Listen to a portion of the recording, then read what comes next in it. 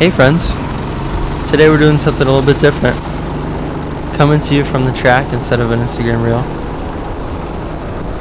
We're at Trackhouse Motorplex in Mooresville, North Carolina. If you haven't been, come check it out. It's a good track, it's fun. Good rentals, good facilities, good staff. What more could you want?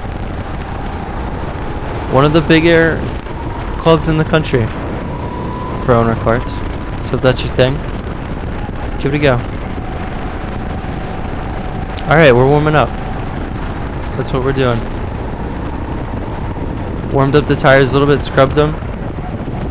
Building some core temperature. Watching out for this guy who spun. Not sure what he's doing. Could be us soon, maybe. So these are CRG rentals. Trackhouse got these like maybe a year ago. Almost a year ago today. And they are special because they have 4 disc brakes. Actually, they might have 3, but there are 2 in the front. That's the big thing. Usually rental karts have 1 brake in the rear. But you can see I'm struggling with understeer.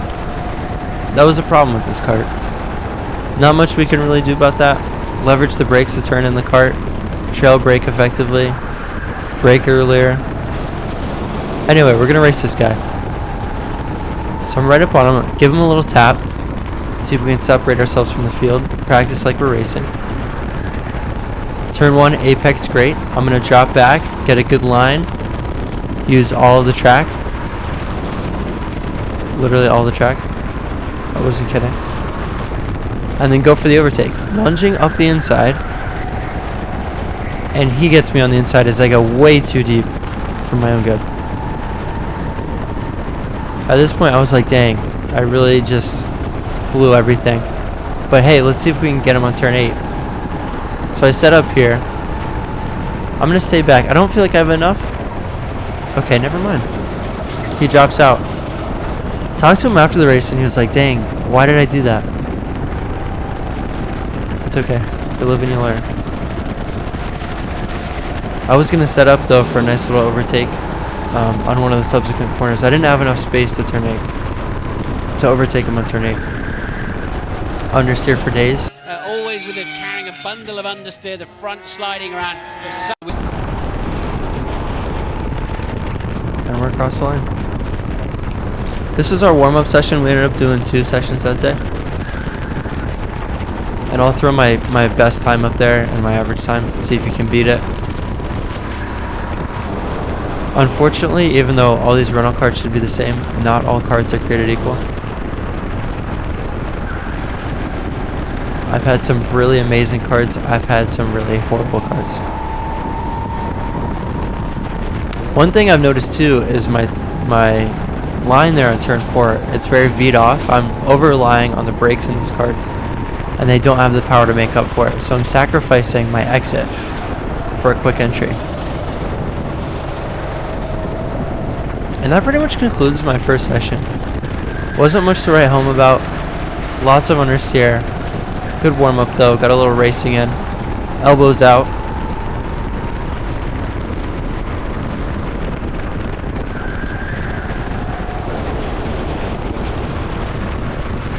Gonna pass some lap traffic. Stay close to the inside there, get infinite grip, and you'll be slingshotted out of the corner. Gives me some momentum to make this overtake into turn 5 and 6. Completely missed the apex, but that's okay. We have runoff. And then we're going for turn 8. Turn 8, you really need to turn in earlier than you think. Right there, brush the apex, and go out towards the outside of the corner. Maintain as much momentum. Turn 9 is difficult as it's off camber. Turn 10, flat out. Turn 11, flat out. And turn 12, it'll throw you for a loop. Tap the brakes and trail brake. Quickly go flat out again so you can maximize your speed on this straight. Turn 1, you're going to want to brush the inside. I didn't do it there. Do as I say, not as I do. And then turn 3's flat out. Turn 4, you want to go close to the outside, use some of that curb, and then create a U shape. Stay as close as possible to the inside and allow it to slingshot you. So that concludes the end of our first session. On to the second. Owner race karts are out there. Some amazing two-stroke sounds for you. As this guy helps me out. So these karts are a little weird. You can't actually adjust the seat. At least I don't think you can. A lot of times you can adjust both pedal and seats, which is nice. You can affect weight and balance that way and give yourself a little bit more turn into the corner or less, depending on tire wear. But somebody raised the seat on this cart, or the steering wheel actually, and so it's really difficult to see over. It was kind of fun. It was almost like an F1 car or something, where you can't really see over the nose. But what it did for me is my helmet didn't buffer as much if I stuck my head in the air, which is pretty cool. It's not like we're going that fast anyway. But if I picked my head up, I have a duck bill on my helmet, so it's easy for the air pressure to create an area of low pressure behind my head or high pressure below as I'm exposed to the wind stream. Anyway, that didn't happen. So I'm going to scrub the tires, try to get any marbles off, just clean them up so we can build our temperature. Scrubbing tires like that doesn't really build temperature. You really have to do some big sweeping weaves with G-forces and brake. That's the big thing. If you have front brakes that are in hubs, get those brakes hot and they'll radiate into the hub itself, which will go into the rubber. So this guy on my left here, he races late model stock cars, I believe. And alright, the race is on. No more warming of the tires. We can figure that out later. We need to stay with the pack and get some good racing in.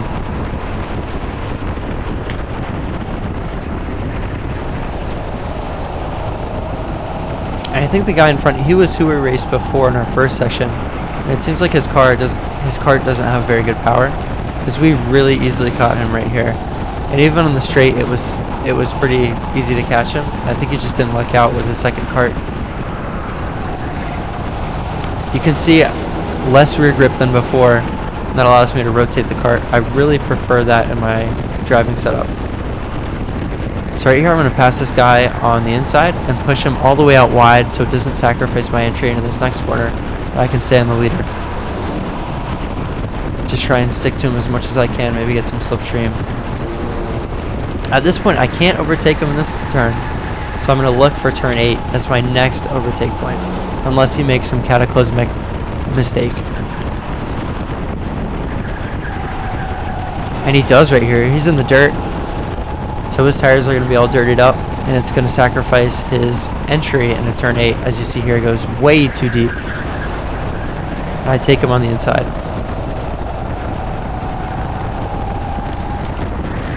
At this point, we're on the defense now.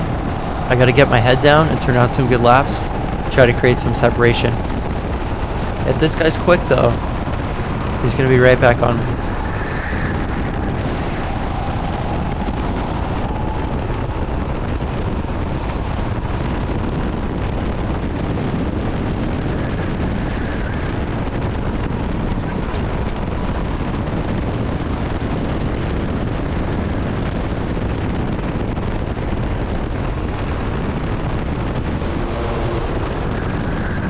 So again, in hindsight, you can tell that I'm really V'ing off the corner. I'm not using as much of a U shape, which would maximize my momentum, since these karts just don't have enough power to propel the 400-pound weight behind this engine. I'm sure it's like 12 horsepower or something.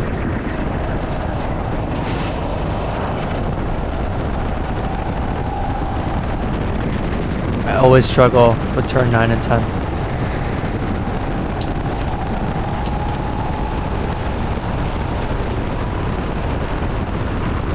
A little trail braking here to rotate the cart.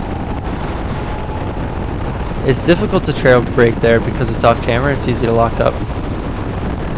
Brush the inside, infinite grip. Little hack there. bounce over the curb, flat out through turn 3.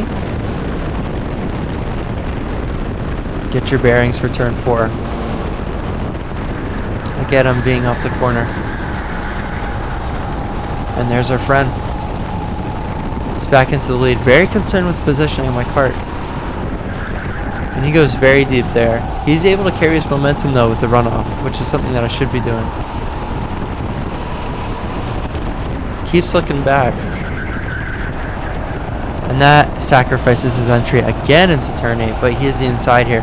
So I'm going to try to go up the inside, cut back, but I don't have the momentum to stick the move.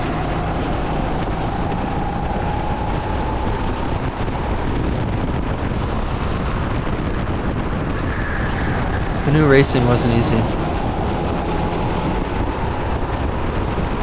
And at this point, I'm just going to try to get my head down, maybe get an overtake on turn 4, but I completely missed my apex on turn 1, and that just throws everything out of whack.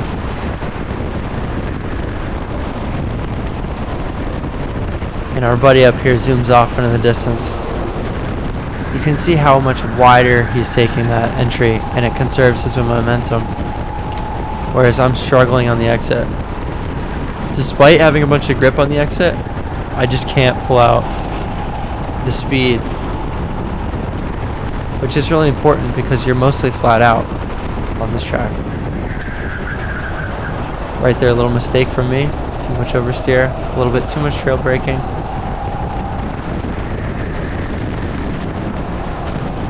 Every time you hear those tires chirp, that's time going away.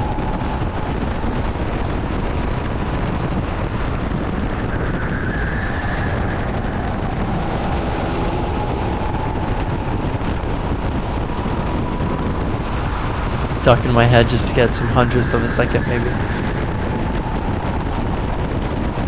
I've heard, I haven't seen any stats on this, but ducking your head in these rentals and at these speeds, it's just not worth it. There definitely is a tow if you're right up on somebody, around 50 miles an hour on the back straight and the front straight, but otherwise I can't attest to the head dipping.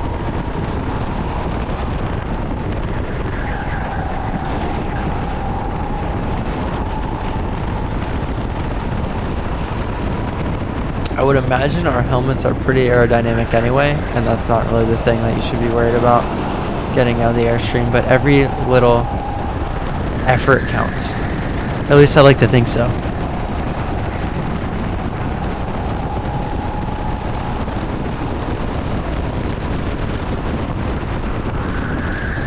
I could tell even before I got to that apex that I wasn't going to make it. Ducking my head again, really grasping for straws.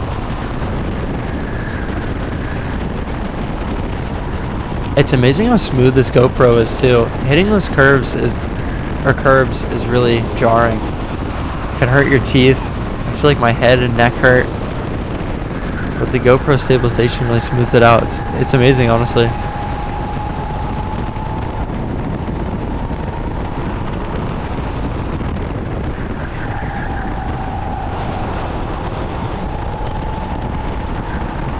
And right now, I can tell that the race is really over for me unless he makes a big mistake. And I just want to be in a position to capitalize if he does happen to make a mistake. If we were in a real race, I wouldn't be concerned about him anymore. If there are other people behind me, they'd become the focus in terms of defense. And I would just try to extend my lead and keep driving as I'm driving. Not worry about it. But if I were overtaken per se, I would recognize that he's not the person that I'm really racing at this point. It's more so people behind me. We talked after and he said that he felt his kart had better top end. And I think that might be true, but there are definitely ways that I could have caught him and carried more momentum and offset that a little bit. Especially through turn 4. I could tell I had a better entrance and exit through turn 8. He seemed to be better on turn 6, where I struggled. Made a bit of a mistake there. It's easy to go in way too deep to turn 8, and I caution everyone not to do that.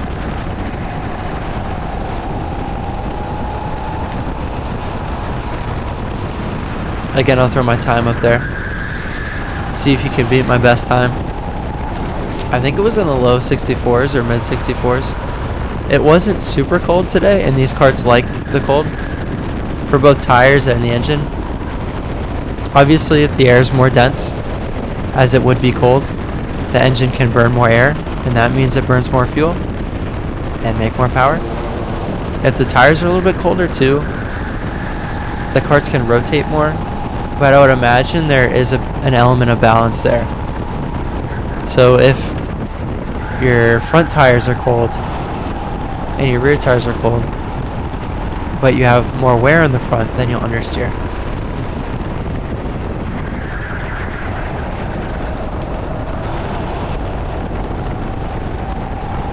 I heard a rumor too that they ran MG Reds on these rentals a few months ago.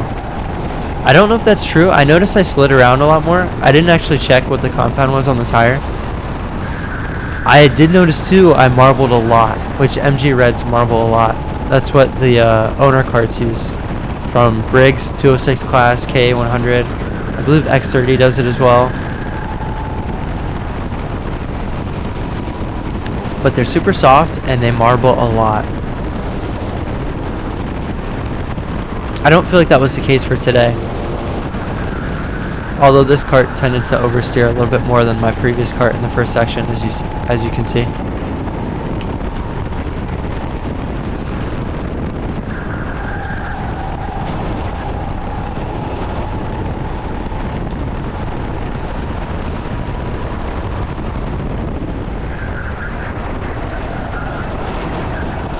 In other words, though, if you want to set a good time, you better head out to Trackhouse soon, before temps warm up.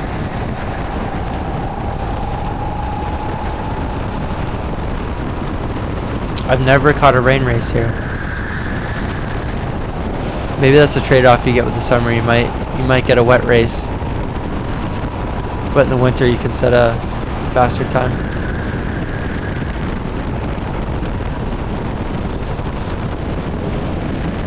About to come up on lap traffic here. At this point I was hoping maybe the traffic would give him an issue, but track is so wide you have no problem overtaking, and with the amount of momentum that he's able to carry, he's going to overtake in no time.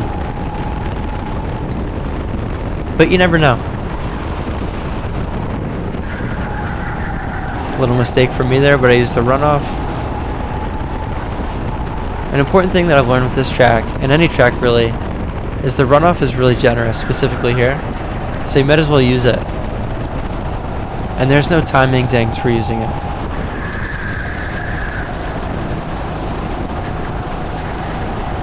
For turn 9 and 10, you want to make sure you don't get off of that rubbered line. And that concludes our session.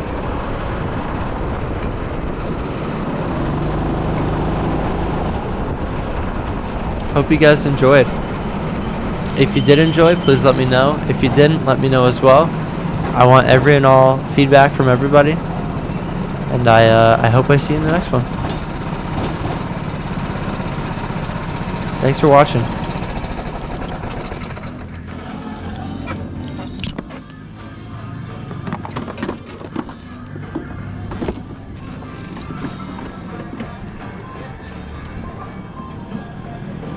Again? What's that? You going again? No. That was my last one. Oh man. I know. Still no.